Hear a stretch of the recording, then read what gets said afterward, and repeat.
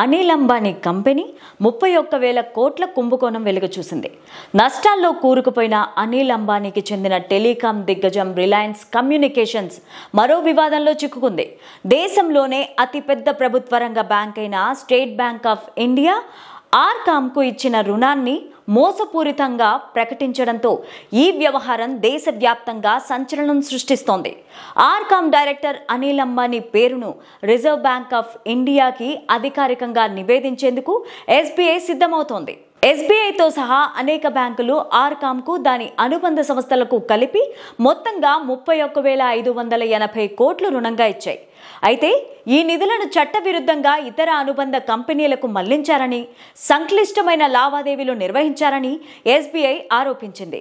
Bank fraud identification committee ఈ వ్యవహారంపైన లోతైన విచారణ జరిపిన అనంతరం ఈ రుణ ఖాతాను అధికారికంగా మోసపూరితంగా గుర్తించింది.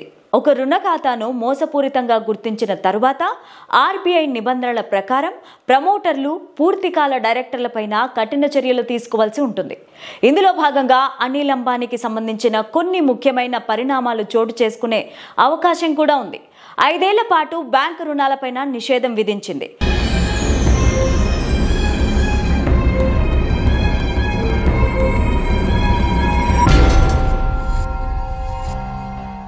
మోసపూరితంగా గుర్తించిన కంపెనీల ప్రమోటర్లకు భవిష్యత్తులో ఏ బ్యాంకు కూడా రుణాలు ఇవ్వడానికి వీలుండదు. ఇప్పటికే ఉన్న రుణాల పునర్వ్యవస్థీకరణకు లేదా కొత్త రుణాల మంజూరుకు ఆర్బీఐ లేదా ఇతర నియంత్రణ సంస్థలు ముందస్తు అనుమతులు తప్పనిసరి అవుతాయి. బ్యాంకు మోసాలపైన విచారణ చేపట్టేందుకు సిబిఐ లేదా స్థానిక పోలీసులకు ఈ కేసును నివేదించడం తప్పనిసరి అవుతుంది. ఈ పరిణామాల నేపథ్యంలో అనిల్ అంబానీ న్యాయవాదులు జూలై 2న ఎస్బీఐకి ఒక లేఖ రాశారు. ఎస్బీఐ తీసుకున్న ఈ నిర్ణయం ఆర్బీఐ మార్గదర్శకాలకు అలాగే వివిధ కోర్టులకు జారీ చేసిన ఆదేశాలను ఉల్లంఘించేదిగా ఉందని వారు తీవ్రంగా ఆక్షేపించారు.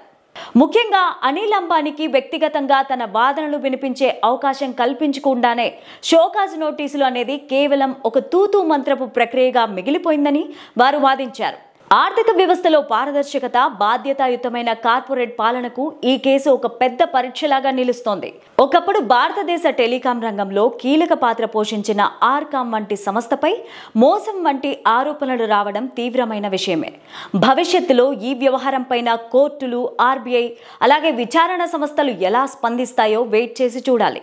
ఇది భారతీయ కార్పొరేట్ పరిపాలన, రుణ రికవరీ విధానాలపైన ఎటువంటి ప్రభావం చూపుతుందో వెయిట్ చేసి చూడాలి.